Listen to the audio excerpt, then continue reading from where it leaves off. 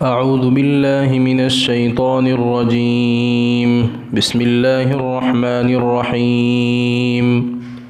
وآمنوا بما أنزلت مصدقا لما معكم ولا تكونوا أول كافر به ولا تشتروا بآياتي ثمنا قليلا وإياي فاتقون ولا تلبسوا الحق بالباطل وتكتموا الحق وأنتم تعلمون. اور ایمان لے آؤ اس کتاب پر جو میں نے نازل کی ہے، وہ تصدیق کرتی ہیں ان کتابوں کی جو تمہارے پاس ہیں، یعنی انجیل اور تورات کی، اور تم اول انکار کرنے والے میں سے نہ بنو، اور میری آیتوں کو کم قیمتوں میں نہ بیچو،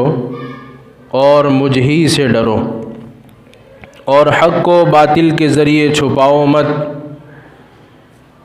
اور تم حق کو چھپاتے ہو درحالے کہ تم جانتے ہو. اور اس کا آسان ترجمہ یہ بھی ہو سکتا ہے کہ تم جانتے ہوئے بھی حق کو چھپاتے ہو. یہ بات یاد رہے کہ آیت نمبر سورہ بقرہ کی آیت نمبر 40 سے لے کر پہلے پارے کے یعنی الف لام میم کے ختم تک سورہ بنی اسرائیل کا جو واقعہ ہے، انہی کا تذکرہ اللہ تبارک و تعالیٰ نے ان تمام آیتوں میں کیا ہے، اور انہی کے تعلق سے ساری باتیں کی ہے. یہ جو پہلی جو 7 آیتیں ہیں اس میں ان کو سب سے پہلے ایمان اور عقائد کی دعوت دی، اور اس کے بعد اعمال صالحہ کی دعوت دی، پھر اس کے بعد ان کا ایک مکمل اور جو ہے مفصل تذکرہ ہے بنو اسرائیل کا. اور قرآن کے اس انداز کے ذریعے سے بھی ایک بہت بڑا سبق یہ بھی ملتا ہے کہ دعوت دینے والے کو سب سے پہلے جو دعوت کسی کے سامنے پیش کرنی چاہیے وہ فضیلت کے تعلق سے پیش کرنی چاہیے. سب سے پہلے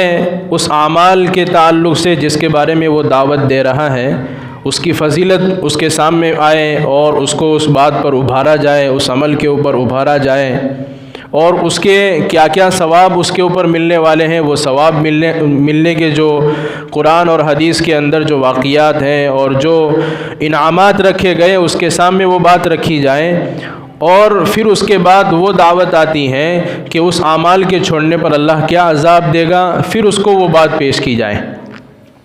اللہ تبارک و تعالیٰ یہاں پر بنو اسرائیل کو سب سے پہلے جو دعوت دے رہے ہیں وہ ایمان اور عقیدے کی. پھر اس کے بعد جو ہے آخری 4 آیتوں کے اندر ان کو نیک عمل کی دعوت دیں گے. پھر ان کا ایک مفصل تذکرہ ہے. پچھلی آیت کے اندر اللہ تبارک و تعالیٰ نے بنو اسرائیل کا تذکرہ کیا تھا اور یہ بتایا تھا کہ میں نے اوپر جو تمہارے اوپر میں نے جو نعمتیں اتاری ہے اس نعمتوں کو یاد کرو. اس نعمتوں کے یاد کرنے میں یہ ہوگا کہ اطاعت خداوندی تمہارے لیے آسان ہو جائے گی. کہ آدمی جب اللہ کی نعمتوں کو یاد کرتا ہے تو اللہ کی نعمتیں بہت زیادہ ہو جاتی ہیں اور ہمارے گناہ بھی جو ہے اس سے زیادہ بڑھ جاتے ہیں. تو آدمی جب اپنے گناہوں کو اور اللہ کی نعمتوں کو دونوں کا کمپیریزن کرتا ہے تو اللہ کی نعمتیں بہت زیادہ ہوتی ہیں، اس کے بالمقابلے میں آدمی کے جو گناہ ہوتے ہیں. پھر آدمی کو پتہ چلتا ہے کہ اللہ کی نعمتیں اتنی ساری ہیں پھر بھی میں اللہ کی نافرمانی کرتا جا رہا ہوں. تو پھر وہ آدمی جو ہے اطاعت خداوندی پر آتا ہے. پھر آگے اللہ تبارک و تعالیٰ ان 2 آیتوں کے اندر ان کو پھر عقائد کی دعوت دے رہے ہیں. ایک تو ان کو یہ کہا گیا کہ تم جو ہے خود گمراہ نہ ہو بلکہ ہدایت کے راستے پر چلو، اور دوسری آیت کے اندر بتایا گیا کہ تم دوسروں کو بھی گمراہ نہ کرو. وَآمِنُوا بِمَا أَنزَلْتُ مُصَدِّقًا لِمَا مَعَكُمْ. ایمان لے آؤ اس کتاب پر جو میں نے نازل کی یعنی قرآن کریم پر. مُصَدِّقًا لِمَا مَعَكُمْ، اور کیونکہ یہ کتاب یعنی قرآن کریم تصدیق کرتی ہے ان کتابوں کی جو تمہارے پاس ہے، یعنی تورات کی تصدیق کرتی ہے، انجیل کی بھی تصدیق کرتی ہے. اب اللہ تبارک و تعالیٰ بنو اسرائیل کو تو یہ بتلا رہے ہیں اور دراصل اس آیت کے ٹکڑے سے اللہ کے نبی علیہ الصلاۃ والسلام کا سچا ہونا اور قرآن کا سچا ہونا بھی ثابت ہو رہا ہے۔ اور بنو اسرائیل کو یہ پیغام دیا گیا کہ تم سب سے زیادہ جاننے والے ہو، کیونکہ تمہارے خاندان کے اندر کتنے سارے انبیاء علیہ الصلاۃ والسلام آئے اور کتنے سارے صحیفے اور کتابیں تمہارے تک پہنچی ہے، اور ہر کتاب کے اندر نبی کا ذکر ہے اور ان کی نشانیاں بیان کی گئی ہیں اور مسلسل نبی آتے چلے گئے ہیں۔ تو اللہ تبارک و تعالیٰ ان کو کہنا چاہتا ہے کہ اگر تمہاری کتاب کے اندر اس نبی کا ذکر نہ ہو تو یہ سمجھ لینا کہ یہ نبی جھوٹے ہیں، اور اگر تمہاری کتاب میں اس نبی کا ذکر ہو اور اس کے سارے حالات بیان کیے گئے ہو تو تم کو تو جو ہے اس سے زیادہ یقین کر لینا چاہیے کہ جس نبی کا ذکر تورات کے اندر ہے، انجیل کے اندر ہے، تو تم کو اور زیادہ جو ہے یقین قرآن کے اوپر اور نبی کے اوپر ہو جانا چاہیے۔ لیکن پھر بھی انہوں نے مانا نہیں ہٹ دھرمی کے اندر۔ تو اللہ تبارک و تعالیٰ ان کو کہنا چاہتے ہیں مصدقا لما معکم، یہ قرآن تو تصدیق کرتی ہے جو تمہارے پاس کتابیں آئیں اور اس کے اندر جو نبی کے واقعات بیان کیے گئے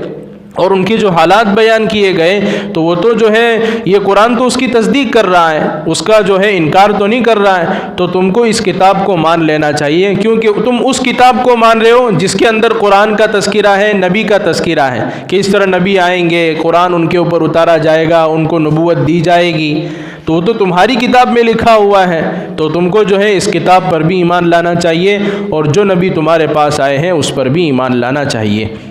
پھر آگے فرمایا وَلَا تَكُونُوا أَوَّلَ كَافِرٍ بِهِ، کہ تم جو ہے پہلے انکار کرنے والوں میں سے نہ بنو۔ دراصل مدینہ کے اندر اور مکہ کے اندر دو جماعتیں تھیں، ایک یہود تھے اور دوسری طرف کفار اور مشرکین تھے۔ دونوں انکار کرنے والے ہیں، یہ بھی اللہ کے نبی کی باتوں کو انکار کر رہے ہیں، یہ بھی اللہ کے نبی کی باتوں کو انکار کر رہے ہیں، لیکن دونوں کے انکار کے اندر فرق ہے۔ کفار اور مشرکین جو اللہ کے نبی کی باتوں کا انکار کرتے ہیں ناسمجھی کی وجہ سے، کہ ان کے پاس کسی چیز کا علم نہیں ہے، وہ اپنے باپ داداؤں کو دیکھتے کہ ہمارے باپ دادا کیا کر رہے ہیں، اور بنی اسرائیل انکار کر رہے ہیں ہٹ دھرمی کی وجہ سے۔ حالانکہ بنی اسرائیل وہ قوم ہے کہ ان کو ساری باتیں معلوم تھی، تورات کے بہت سارے عالم اور حافظ تھے، تورات کے ایک ایک حکم کو جانتے تھے، اور ان کو یہ بھی معلوم تھا کہ یہ نبی جو آئے وہ حق ہے۔ تو سب سے پہلے تو جو ہے ان لوگوں کو ہی مان لینا چاہیے جو سب سے زیادہ تورات کو جاننے والے تھے، انجیل کو جاننے والے تھے بمقابلے کفار اور مشرکین کے۔ حالانکہ ہم تاریخ اٹھائیں گے اور سیرت کو اٹھائیں گے تو سب سے زیادہ اور سب سے پہلے ایمان لانے والے کفار اور مشرکین میں سے ہیں۔ یہود جو ہے اتنے سارے ایمان نہیں لائے، حالانکہ وہ جانتے تھے۔ تو اللہ تبارک و تعالیٰ ان کو یہ بتلانا چاہتے ہیں، اور دنیا والوں کا بھی اصول ہے کہ جب کوئی بہت بڑا جاننے والا اگر کسی راستے پر چل پڑتا ہے، اگر وہ راستہ صحیح بھی ہو یا غلط بھی ہو تو پیچھے والے بھی اس کی طرف ہو لیتے ہیں، کیونکہ بھائی اتنا بڑا جاننے والا اگر یہ عمل کر رہا ہے تو اس کا مطلب یہ صحیح ہے۔ تو بنی اسرائیل کو اللہ تبارک و تعالیٰ کہہ رہے ہیں کہ تمہارے پاس تو سارا علم ہے، تمہارے پاس نبی آتے گئے، قرآن اتارا گیا اور بہت ساری کتابیں تمہارے اوپر اتاری گئیں، اگر تم انکار کرو گے تو تمہارے کو دیکھ کر بہت سارے لوگ بھی انکار کرنے والے بن جائیں گے۔ تو اللہ تبارک و تعالیٰ کہتے ہیں وَلَا تَكُونُوا أَوَّلَ كَافِرٍ بِهِ، سب سے پہلے انکار کرنے والے تم نہ بنو۔ اور اس آیت کے ٹکڑے سے مجھے اور آپ کو اور قرآن کے ماننے والوں کو، ایمان والوں کو ایک بہت بڑا سبق ملتا ہے کہ جب کوئی جاننے والا عمل کرتا ہے، چاہے وہ صحیح ہو یا غلط ہو، اگر صحیح کرتا ہے تو بعد والے جب اس پر عمل کرتے ہیں تو جس طرح ان کو ثواب ملتا ہے اس طرح پھیلانے والے کو بھی ثواب ملتا ہے جس کے ذریعے سے عمل آگے پہنچا ہے۔ اور اسی طریقے سے اگر کوئی برائی کرتا ہے، جاننے والا برائی کرتا ہے اور پھر بعد والے اس برائی پر عمل کرتے ہیں، تو جس طرح اس برائی پر عمل کرنے کی وجہ سے ان کو گناہ ملے گا، اس طرح سب سے پہلے اس کو بھی گناہ ملے گا جس کے ذریعے سے برائی پھیلی ہے۔ تو اسی لیے اپنے آپ کو جو ہے بہت چوکنا کے ساتھ اور بہت جو ہے پھونک پھونک کر آدمی جو ہے ہر نیک بات کے اوپر بری بات کے اوپر قدم رکھیں کہ ایسا نہ ہو کہ میرے اس بات کے ذریعے سے بات لوگوں کے اندر پھیل جائے اور لوگ اس پر عمل کرنے والے بن جائے اور ان کا گناہ بھی میرے سر پر ہو اور جو میں گناہ کر رہا ہوں اس کا گناہ بھی مجھ پہ میرے سر کے اوپر ہو، تو گویا اس آدمی نے ڈبل گناہ کر لیا۔ ایک تو خود وہ گناہ کیا اور دوسرے جو ہیں اس کو دیکھ کر جو گناہ پر چلے تو ان کا وبال بھی اس آدمی کے اوپر آ جائے گا۔ تو آدمی جو ہے جب عمل کرے اور دوسرے تک کوئی بات پہنچائے تو تحقیق کے ساتھ اور سمجھ بوجھ کے ساتھ پہنچائے، ایسا نہ ہو کہ بعد والوں کا گناہ بھی ہمارے سر پر آ جائے۔ وَلَا تَشْتَرُوا بِآيَاتِي ثَمَنًا قَلِيلًا وَإِيَّايَ فَاتَّقُونِ۔ اللہ تبارک و تعالیٰ ایک اور بات بنی اسرائیل کو یہ کہنا چاہتے ہیں کہ میری آیت کو کم قیمتوں میں مت بیچو، وَإِيَّايَ فَاتَّقُونِ، اور مجھ ہی سے ڈرو۔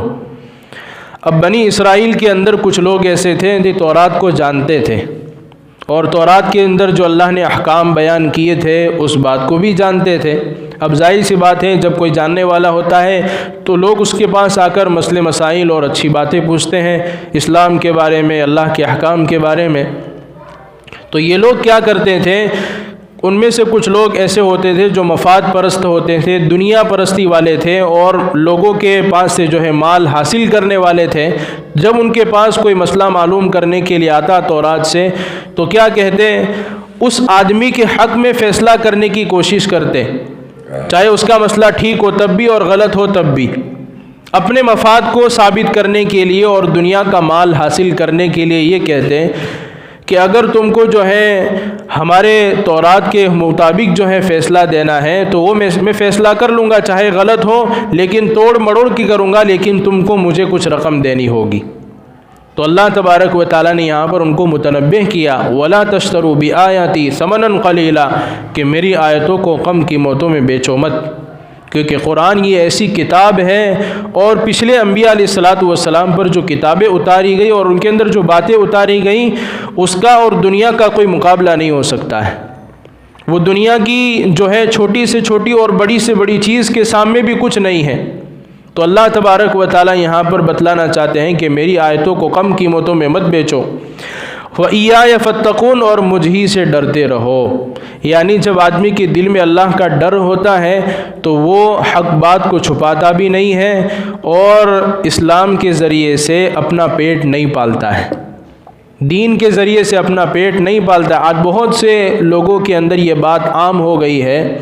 کہ اپنے مفاد کے خاطر اور دنیا کی عزت کے خاطر اور مال جمع کرنے کے لیے آدمی جو ہے اس حق میں فیصلہ کر لیتا ہے جو سامنے والا آدمی چاہتا ہے، اس کی جیسی دل کی خواہش ہوتی ہے ویسا جو ہے اسلام اس کے سامنے پیش کر دیتا ہے کہ یہ صحیح ہے، اس آدمی کو اچھا لگتا ہے۔ بھئی قرآن اور اسلام کا تو مطلب ہی یہ ہے کہ اس کو صحیح طور پر اور صحیح معنی میں سامنے والے کے سامنے پیش کیا جائے، چاہے اس کو کڑوا لگے یا اچھا لگے۔ آگے اللہ تبارک و تعالیٰ اس کا تذکرہ کر رہے ہیں۔ اب ایک اور بات یہاں پر پہلی آیت میں جو بتایا گیا وَإِيَّايَ فَارْهَبُونَ، اور اس آیت میں فرمایا وَإِيَّايَ فَاتَّقُونَ، حالانکہ دونوں کا مطلب ایک ہی ہوتا ہے کہ مجھ ہی سے ڈرو، اور نیچے والے کا مطلب ہوتا ہے کہ مجھ ہی سے ڈرو، لیکن دونوں کے مطلب میں تھوڑا سا فرق ہے، ترجمے میں کوئی فرق نہیں ہے۔ پہلے میں جو اللہ تبارک و تعالیٰ نے کہا کہ مجھ ہی سے ڈرو، اس کا مطلب یہ ہے کہ تمہارے دل کے اندر میرے علاوہ کسی کا خوف اور ڈر نہیں ہونا چاہیے۔ اور یہاں پر جو فرمایا وَإِيَّايَ فَاتَّقُونَ کہ مجھ ہی سے ڈرو، اس کا مطلب یہ ہوتا ہے کہ تمہارے دل میں جو ہے میرا ہی ڈر ہو، کسی اور کا ڈر نہ ہو، لیکن ساتھ ساتھ میں اسباب بھی اختیار کرنا کہ آدمی گناہوں سے بھی بچے، اللہ سے ڈرے بھی، لیکن ساتھ ساتھ میں جو سیدھا راستہ ہے اس پر بھی چلے، جس کو اسباب کہا جاتا ہے کہ گناہوں سے اپنے آپ کو بچانا اور اچھائی کی طرف لے جانا، اس کو اسباب کہتے ہیں۔ وَلَا تَلْبِسُوا الْحَقَّ بِالْبَاطِلِ وَتَكْتُمُوا الْحَقَّ وَأَنْتُمْ تَعْلَمُونَ۔ اب اللہ تبارک و تعالیٰ اور وضاحت کے ساتھ ان کے سامنے بات پیش کر رہے ہیں کہ ایک ہوتا ہے حق بات کو چھپانا اور دوسرا ہوتا ہے حق بات کو توڑ مروڑ کر پیش کرنا۔ گمراہ کرنے کے دو طریقے ہوتے ہیں دنیا کے اندر جو لوگ چل رہے ہیں، اس کا تذکرہ یہاں پر اللہ نے کیا ہے، اور بنی اسرائیل کو بھی اس بات کو مخاطب کیا ہے کہ آدمی اس آدمی کے سامنے بات پیش کرے گا کہ جس کے کان کے اندر کہیں نہ کہیں جو ہے اسلام کی بات پڑ چکی ہے،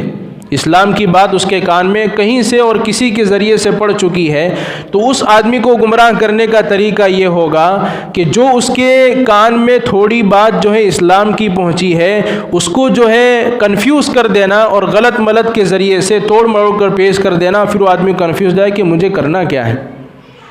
اور دوسرا گمراہ کرنے کا طریقہ ہوتا ہے کہ کسی کے کان میں اور اس کے پاس جو ہے آج تک اسلام کی بات آئی نہیں ہے تو پھر اس کے سامنے حق پیش کرنا ہی نہیں، کہ حق کا کوئی مطلب ہی نہیں ہے، تو وہ آدمی گمراہی پر ہی رہے گا۔ تو اللہ تبارک و تعالیٰ ان دونوں کا تذکرہ یہاں پر کر رہے ہیں، وَلَا تَلْبِسُوا الْحَقَّ بِالْبَاطِلِ، اور حق کو باطل کے ذریعے سے مت چھپاؤ، وَتَكْتُمُوا الْحَقَّ، اور حق کو مت چھپاؤ درحالے کہ تم جانتے ہو۔ اب جو ہے اس آیت کے ذریعے سے حق بات کے چھپانے کے بارے میں جو وعید ہے اللہ تبارک و تعالی یہاں پر اس کو بیان کر رہا ہے کہ آدمی جانتا بھی ہو اور پھر جو ہے اس کو چھپا دیں، وہ کتنا بڑا گناہ ہے۔ کہ وَتَقْتُ وَلَا تَلْبِسُوا الْحَقَّ، لباس کہتے ہیں کسی چیز کو چھپانا، ظاہر سی بات ہے بے لباس اسی کو کہتے ہیں جو بدن کو چھپا دیتا ہے، آدمی کے ہر چیز کو چھپا دیتا ہے۔ تو اللہ تبارک و تعالیٰ کہتے ہیں کہ حق کو مت چھپاؤ بالباطل، باطل کے ذریعے سے، غلط چیزوں کے ذریعے سے۔ بنی اسرائیل بھی ایسا ہی کرتے تھے، حق بات کو چھپا لیتے تھے، یعنی تورات کے اندر جو انہوں نے تحریف کی وہ ایسے ہی تحریف کی، لفظی تحریف بھی کی اور معنوی تحریف بھی کی۔ یعنی لفظی تحریف تو اس طرح کرتے تھے کہ جو تورات کا حکم ہوتا تھا اس کو نکال لیتے تھے اور اپنے مطلب کا وہاں پر چپکا دیتے تھے، اور دوسرا معنوی تحریف یہ ہوتی تھی کہ آیت تو آیت ہی رہنے دیتے تھے لیکن اس سے جو ہے اپنے مطلب کا مطلب نکالتے تھے، اپنے مطلب کا اچھا مطلب نکالتے تھے جو ان کا دل چاہتا ہے، جو لوگوں کا دل چاہتا ہے۔ بلکہ بعض روایتوں کے اندر یہ آیا ہے کہ ایک یہودی اللہ کے نبی علیہ الصلاۃ والسلام کے پاس لایا گیا اور کسی جرم میں لایا گیا تھا، تو جس جرم میں وہ پکڑا گیا تھا تو اللہ کے نبی علیہ الصلاۃ والسلام نے تورات منگوائی کہ تمہارے تورات کے اندر تو اس کے بارے میں بڑی سخت وعید ہے۔ اور پاس میں جو ہے ایک صحابی بیٹھے ہوئے تھے جو پہلے یہودی تھے لیکن بعد میں اللہ کے نبی علیہ الصلاۃ والسلام پر ایمان لے آئے، اور وہ تورات کے عالم بھی تھے، غالباً عبداللہ رضی اللہ تعالیٰ عنہ ان کا نام ہے۔ تو وہ صحابی بیٹھے ہوئے تھے، جب اس کے سامنے تورات پیش کی گئی اور وہ صفحہ نکال کر اللہ کے نبی نے دکھایا تو اس آدمی نے جو ہے اپنا ایک ہاتھ جو ہے اس طرف رکھ دیا اور کہا کہ کہاں ہے، اس بارے میں تو کچھ نہیں ہے۔ تو فوراً اس صحابی نے کہا، ان کو معلوم تھا وہ تورات کے عالم تھے، کہا کہ تم اپنا ہاتھ ہٹاؤ، اس ہاتھ کے نیچے جو تم نے جرم کیا ہے اس کی سزا موجود ہے۔ تو وہ اس طرح جو ہے چھپانے کی کوشش کرتے تھے حق کو باطل کے ذریعے سے۔ تو اللہ تبارک و تعالیٰ جو ہے ہماری بھی حفاظت فرمائے کہ ہم جانتے ہوئے بھی دوسروں کو حق نہ پہنچائیں، یہ ہمارا بہت بڑا جرم ہے۔ اور سب سے بڑی بات کیا ہوتی ہے، آدمی اس وقت مداہن بن جاتا ہے کہ اگر اپنا کوئی دوست ہو اور اپنا کوئی جو ہے بالکل ایسا قریب آدمی ہوتا ہے، اس کے سامنے جو ہے آدمی کی حق بات نہیں نکلتی ہے، کیونکہ اس سے مفاد نکلنے والے ہیں۔ بھئی اس آدمی سے میرا ایسا ریلیشن ہے کہ جب بھی مجھے کوئی ضرورت پڑتی ہے تو یہ آدمی جو ہے میری ضرورت میں کام آتا ہے، اور حق بات جب آدمی کو کہنی ہوتی ہے تو اس آدمی کے سامنے آدمی حق بات کہنے سے رک جاتا ہے،